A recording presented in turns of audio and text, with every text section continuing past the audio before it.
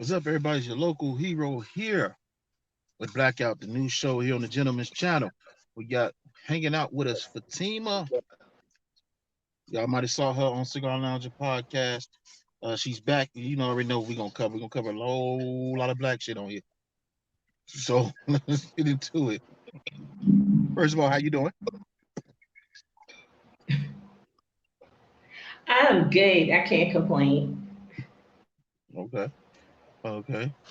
How the weather treating you down there?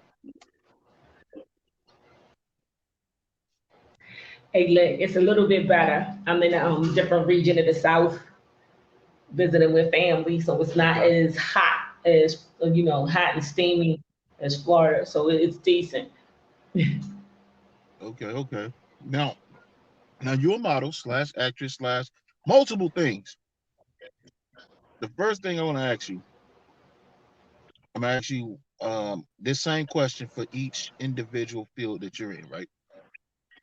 Do you feel as though black people are properly represented in the modeling industry? No, I don't feel that Black people are properly represented in the modeling industry. What I've noticed with my years of experience is that they seem, especially amongst the women, to try to pit the women against one another.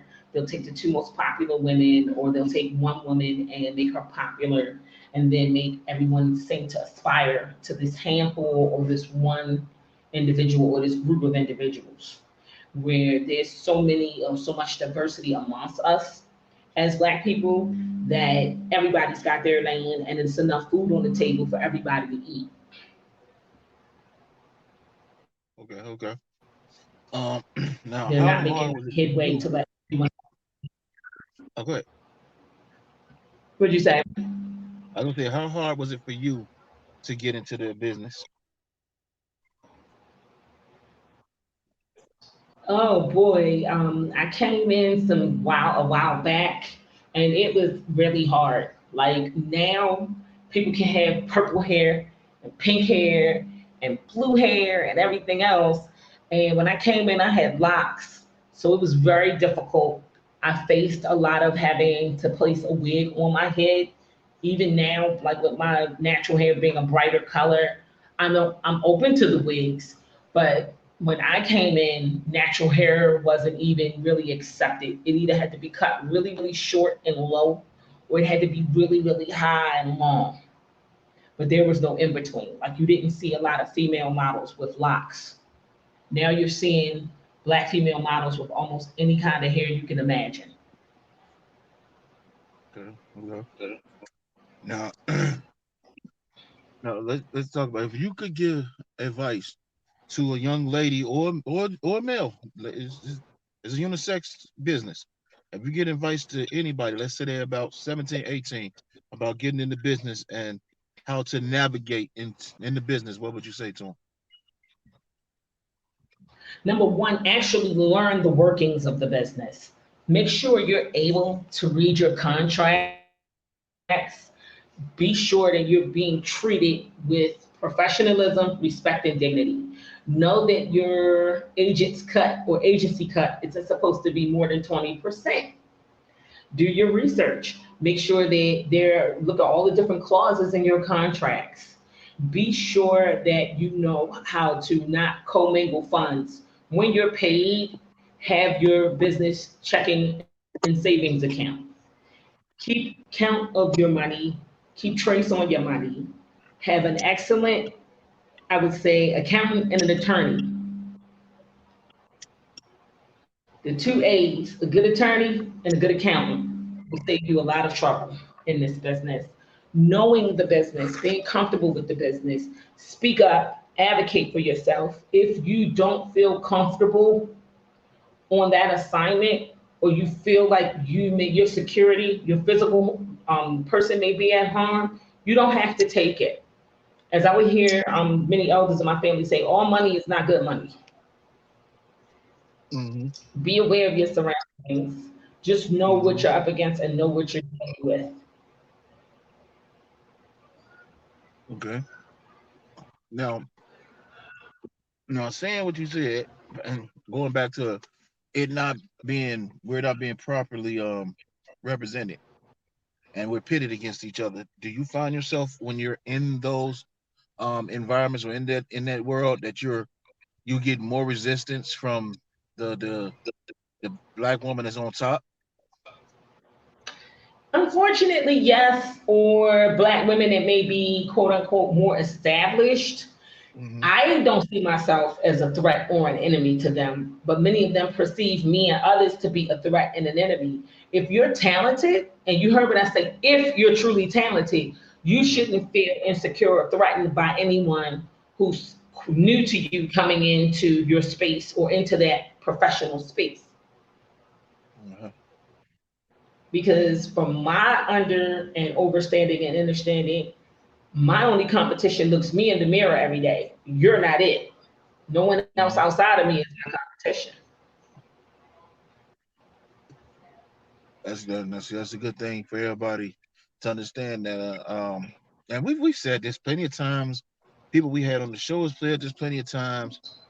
If you've ever been on our lives or anything, you've heard this plenty of times. There's enough money for everybody to get it. It's enough food so everybody can eat at the table. And I think that we have.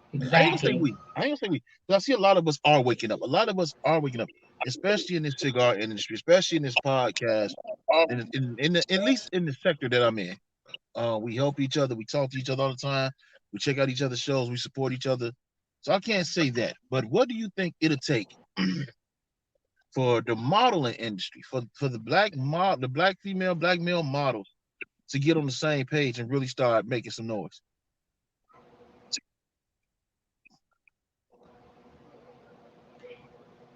For to me, what it's going to take is be comfortable in your skin. There's a song by Beyonce, and she says, "I'm cozy," and she says she's comfortable in her skin. She loves herself. And what I'm noticing, and I've noticed over the years, many of the people in the industry, they can present as if they're comfortable and they love themselves. And then when someone who they perceive to be new to them shows up, out comes all the ugly. They look wonderful on the outside. They're pretty on the outside, but they're ugly on the inside because they truly aren't comfortable and cozy and knowing that I have my lane, I'm at the table, I'm able to eat, and this person has their lane and their uniqueness, and they're at the table, they're able to eat. We're not able to celebrate many people in this industry, our own uniqueness, our own comfortability, our own coziness. They're too busy, again, trying to be in silent or overt competition with the next person because they feel like I have to compete with them in order to stay relevant. And that's not the case. Continue to grow, continue to evolve. You don't have to compete against that next person. That's their lane, let them do them. Because silent competition isn't silent. It's very loud. It's very overt. When you try to copy someone or compete with someone, it's going to always show, regardless as to whom or what. And instead of saying, okay, I've got my lane, they got their lane, let me cheer for them, let me support them. And in supporting them, that moves my brand forward. It's a win win situation. And too many people are failing to see the win win situation within the modeling industry. When you Hmm. boost or support the next person, you're actually pushing yourself forward. You're getting yourself on the map. I'm like this, I want to see everybody win, Hmm. I feel that. So let me regardless as ask to you. who. And there are many people, local hero, that are following me on my page and Hmm. they're copying me. Good segue. I was about to ask you about that. I'm about to ask you how you feel about when they copy you. I'm like this. You can copy my sauce, you will never have my flavor. Hmm. I'm going to always show up as my authentic self. Hmm. I'm a consummate professional. I have no problem doing such. What you see is what you get, and I am consistent. One thing I'm not going to do is copy someone else. I'm going to always show up as me. And I see it. People say that imitation is the sincerest form of flattery. To me, it's the sincerest form of insulting someone when you imitate someone. person has worked so hard on and so hard with to achieve, to really make the cornerstone in their brand, and you're basically being a thief. You're Mm-hmm. stealing from them. And you're part Jamaican. How they say you thief up from the person. They're stealing from the person. And you know who came up with that term? The imitation is sincere is a form of flattery. You know who came up with that. You know they ain't look and like I that. and I yeah, I don't care for it because you're being a thief. You're being a sophisticated thief when you copy people. And when it shows me that a person is copying another person, to me, they're disconnected from their higher power, whatever you want to call it, source, God, whatever. You are not tapped in that regard. Because if you're tapped into your source, your higher power, whether you call it Allah, Buddha, Jesus, Jehovah, whatever, you are tapped into your higher power. Your eyes are open in more ways than one, where you can see how to be more creative, how to be different, how to approach things differently in life from a different angle. When you are not connected to source the way you should be connected to source, that's when you become envious, jealous, you're in silent competition, you copy, you imitate, because you're out of touch, you're not in alignment, you're not balanced. Mm-hmm. I think it's a lot of uncreative people in creative spaces. Yes. I really do. I think it's a lot of uncreative. They're not, and they know they're not creative, and they know that. So they have to copy creative people. I I have had so many catchphrases and ideas stolen from me, and I've had people hit me up like, "Man, they stole your shit." I'm like, I know. I'll just come up with something else. But it's a lot of those dudes, and what people don't understand is when you're doing that, when you go that route, you have to keep coming up with shit.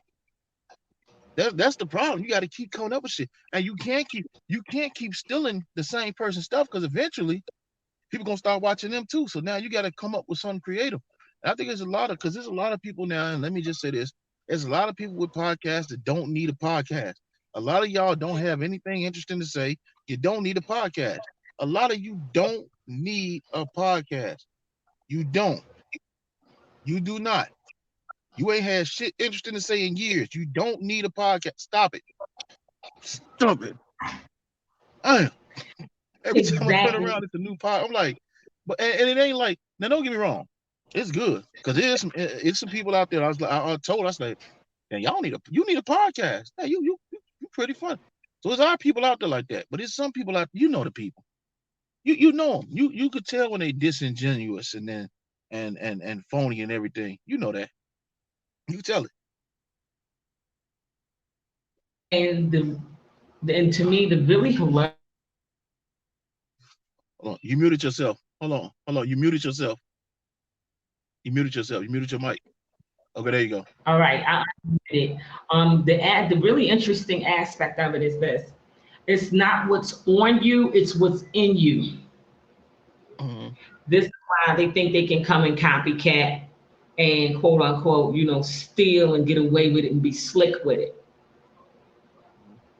It's not what's on you, it's what's in you. And they basically don't have it. Yeah. They don't Yeah. have the it factor. So they're looking at people who are on the come up that have the it factor. It's on the inside of them, it's in their DNA. And they copy and follow and steal and pilfer and try to make it their own. And eventually they're going to crash and burn because it's not theirs. It was never theirs to begin with, and it was never theirs to, I would say, fraudulently represent. Exactly. All going to Exactly. fall sooner or later. Their house of cards will fall apart. And I've seen numerous people like that. Numerous, not only in, the fashion industry. I've seen them in the acting industry. I've seen them, as you stated, with the podcast. Too many people are doing, how the young kids say, they're doing the most. Mhm. They're doing way too much. and they're imitating people and they want to be this and want to be that. And I'm like, no, find your lane, get in alignment, do your thing, get on your assignment. Stop trying to be someone else. Mm-hmm. It doesn't work for you. And I really, my whole thing is I would rather be a designer original than to go down, die, than to die and pass away and be a cheap copy. That's not going to work for me. That, It's so not going to work for me. So when I see the clones, I call them the clones. When I see the clones, it makes me laugh. so when it comes to modeling, how many black owned agencies do you know? Because I'm not gonna lie, I don't know too much about modeling. The only agency I know is when Tyra Banks was doing that shit on TV, and I guess she had her own agents. That's the only one I know. But how many do you know?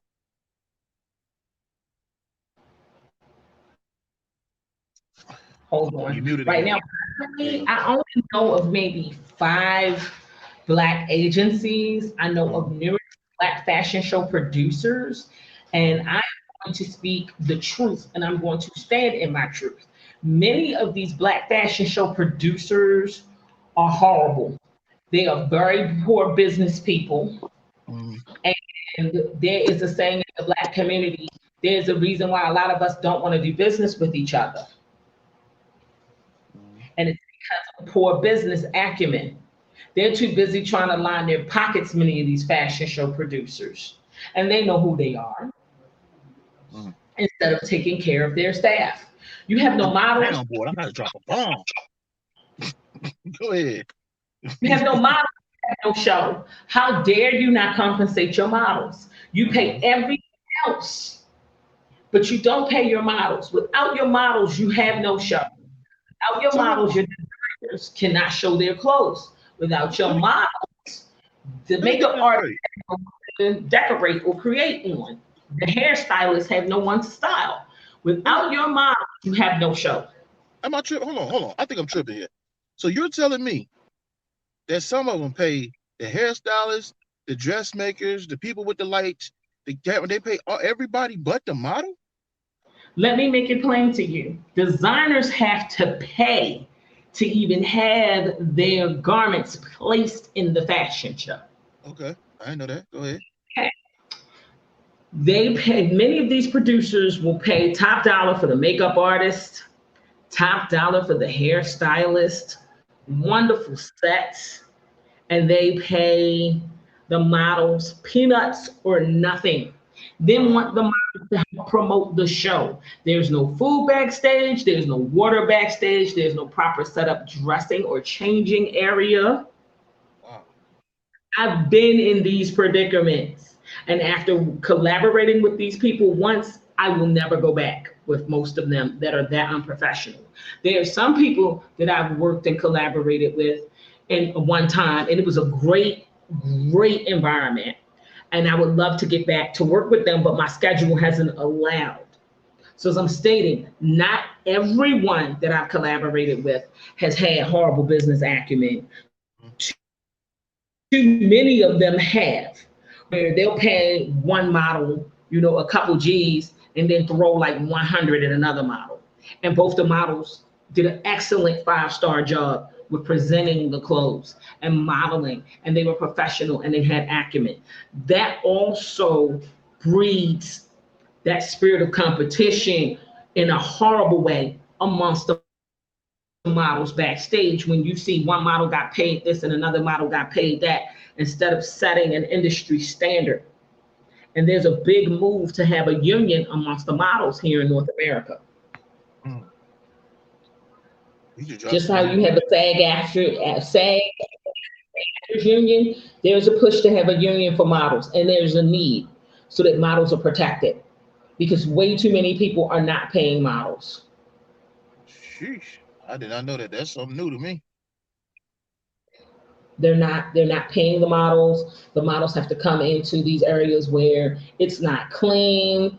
There's no separate, like I would say, a barrier where you can't see where the men and the women are dressing, where there's a clear divider, and the women can go behind the divider and dress safely without being watched or observed by the male models and the male staff.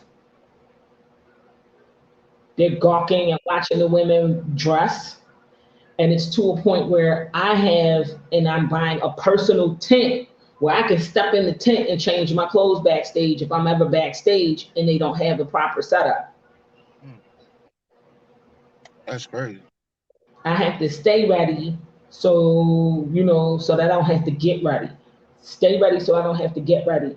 And what I am grateful for is that I'm no longer going into some of those environments. But unfortunately, many models have to deal with that lack again of organization and professionalism in many of these environments. People don't know the behind the scenes that goes with this, some of the harsh conditions we're in where if we show up to the show and we're able to eat backstage, certain people have brought their family members and their friends backstage and they're taking food that's for the models, the hairstylists, and the makeup artists and giving it to their family, and some of us haven't eaten yet and didn't get to eat because you brought half your family with you, and there's nothing wrong with bringing them with you. They're not supposed to be eating our food. Mm, mm, They should have brought mm, somebody to feed themselves. That food is for you and the rest of us there who are on staff backstage to eat. now let me So many people don't even have the proper professional etiquette coming into this industry either. now with that being said, how many what you call them show producers have you had a outright, you ain't got to say the name, but how many have you had an outright conflict with, like right there on the like right there at the event? I would say right there at the event, I had an outright conflict with one producer, and then I had a conflict with, I would say, two designers Mhm, during different shows, where mm, it was just really just no professionalism at all with the designers. And it was based on an envy type of a thing where they did not want to fit me for their clothes, or they had a personal issue with me and they made it seem like it was professional. mm. That's And I was crazy. like, I don't have to wear your clothes. And I could have hit low and went below the belt and told them, been, snippy. I chose not to. Fine, you don't want me to walk your clothes? I don't have to walk your clothes. I'm good. Don't circle the block. You see me at another fashion show, do not fit me. Since you have such a problem with me, my walk, or how I present, I don't have to wear your clothes. Mhm. And when it was given to me that way, that, oh, I don't have anything to fit you, or oh, I don't care for how you present the clothes, don't worry about me. When the one designer told me she didn't like how I presented the clothes, and she didn't care for how I walked her clothes that day, and everything I walked sold. Mm, And she had to apologize to me. that's crazy. The other designer, oh, I don't have anything to fit you. And none of her clothes sold. Mm, Nothing that she sent out on the runway, even the things she wore herself, none of it sold. mm. Karma is real, and it Yeah, doesn't take long to come bite you in the ass. yeah.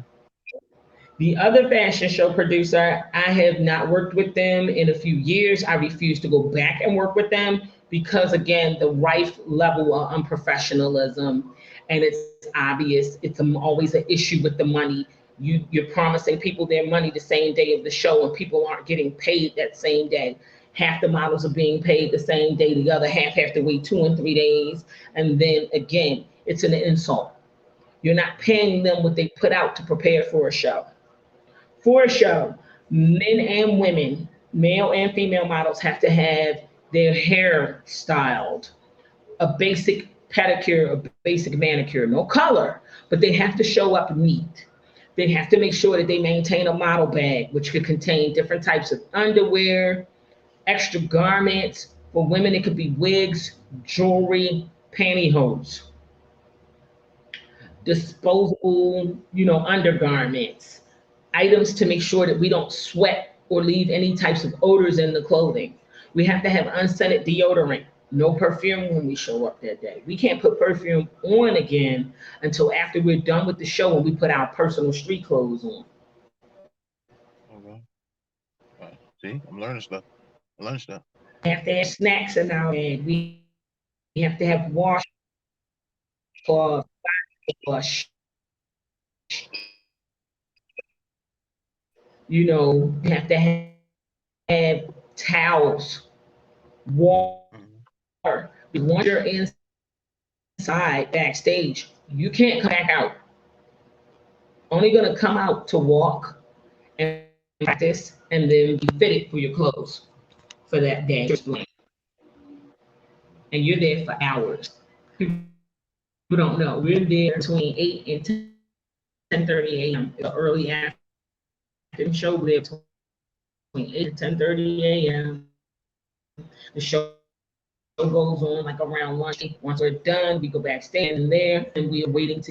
And after you've given up close to 12 hours of your day, the last thing you want to hear is, "Oh, I'm going to pay you in the next 2 or 3 days." No, everyone should be lined up and paid immediately right there, and they should be paid the same amount of money. Do not say, "Oh, I have this many years of experience, so I should be paid more than someone who's a new model." No, everyone gave up that same amount of time. Everyone came in, everyone did a wonderful job. Pay each one of your models the exact same standard. Do not play favorites. Okay. Okay. All right. Now, for this last part of the interview, we're gonna get into what we normally get into. We're gonna talk about a little bit about the cigars because we know you're a cigar connoisseur. So I'm gonna ask you this question again. I asked you the first time.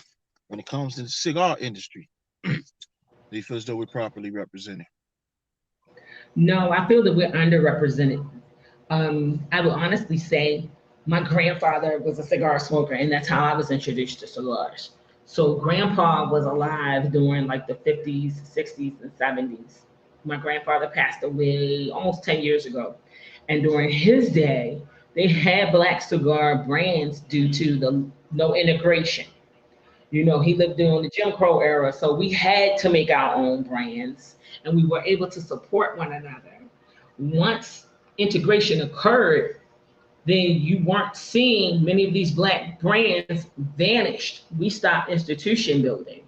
My Mm-hmm. grandfather would be amazed at where black cigar culture has like just grown into and morphed into. He will also be disheartened to know that we don't have our own factories. We don't have our own mass means of production. We aren't competing against what they call the big boys. We don't have our own platforms or magazines or digital media to push our own brands and our own, I would say, creations. So we've come a long way, but we have a long way to go. Okay.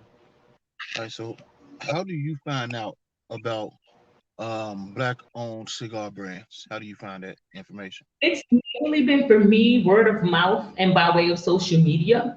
After I was linked with you all through your podcast, it just opened a whole new world for me, network wise, to find and locate wonderful quality black cigar brands. And not only cigar brands, black owned restaurants, food trucks, catering companies, also black owned spirit brands, Hmm. because I am converting still on many levels to buying black in everything I do. Okay. I'm Okay. rethinking my whole course. All of my athletic gear now is going to come from a black owned company named Enzio Footwear. That's it. No more Adidas, no more Nike. I'm going straight to these black athletic companies to have all of my athletic and workout gear. When it comes to my spirit, I am going to be supporting black owned spirit companies for my tequila, my vodka, my bourbon. Even if I don't drink it personally, I'm just building my own personal bar within my home. And I would Hmm. like to have a variety of different spirits, not just what I drink, but what my guests would like to consume as well. Don't worry. After the show, For me, I'll give you some. I'll give you some suggestions. yes. Even when it comes down to cigars, I would like to build my humidor and have some wonderful black cigar brands. Hmm. Because again, there's more than one of us. There's a lane for everyone. There's a way to support everyone. And if we would just drop the egos and the snakish behavior and the I'm in secret competition with you and I gotta one up you crap, we could be so much more further along. Yeah, I agree. Let go of that deep thinking and really support others. I was going to ask you that. I was going to ask you, what do you think we need to do to improve our situation? Um, let's say, well, you know what? I will say this too, also, and we're just starting to do this when it comes to just the lounge. There's a lot of black-owned lounges popping up too. I got two by me. We got a, a lady who black lady who owns a cigar lounge in Clinton, right across the street from a brother who owned one. So it is a lot of lounges we got popping up. It's a lot of cigar brands we got popping up. But I agree with you. We don't have factories. We aren't growing. I know some black cigar rollers and blenders, but I don't know anybody that has their own factory that they could grow and blend out of. I think that'd be the next big step. Exactly. And with the lounges, I'm going to say this. Just because it's black owned does not mean it's poor quality. Yeah, definitely not. Flip side of it, because you're black owned doesn't mean you have to skimp on customer service. Yes, yes, that's important. Do not take your people for granted. The It's same very five important. stars I'm expecting at any other cigar lounge, I should be able to get amongst my people. I am more than glad to spend and I would say circulate my money amongst my folks. I Hmm. should not have to come in and deal with 1.5 to 2 star service with 5 star prices. That is unacceptable. Exactly, exactly. I agree with And that. in the I same totally agree with motion, that. I want to say when you're receiving 5 star quality service, shout these people out, bring them more customers, support those who have a wonderful, excellent 5 star product. Hmm. Exactly, exactly. Get I them think to it's another bring big them the problem right there. notoriety, bring them the customer service, bring them the Our biggest problem is we think that exactly. So it's support comes. we You bring- I said our biggest problem is we think that support comes in the form of money when it doesn't. Like you said, you can just shout somebody out, point people in that direction. I mean, money helps. There's a lot of other things you can do. support is free. Hmm. Whether you give that support with the finances or something that you've simply seen me do on my platform for my business page on Instagram. Place these people in your stories until you're able to purchase, funnel them customers, make them real, place them in your stories, guide others their way, especially if you've already sampled the product and you know it's a wonderful product, or you know someone has a quality podcast. Hmm. Yeah, definitely. You know that someone has a quality podcast. Support them. Yeah, y'all heard it. Fucking listen, subscribe, you punk. Well, anyway, um, no, but yeah, we want to keep. That's the thing with this show right here. We want to keep having them conversations. As you know, we're working on something big. That's gonna when we get it, it's gonna pop off right now. But that's our thing. We want to keep having these type of conversations. They might be uncomfortable to some people, but some people got to hear it. I think that's gonna be our goal for this show to put forth those uncomfortable conversations.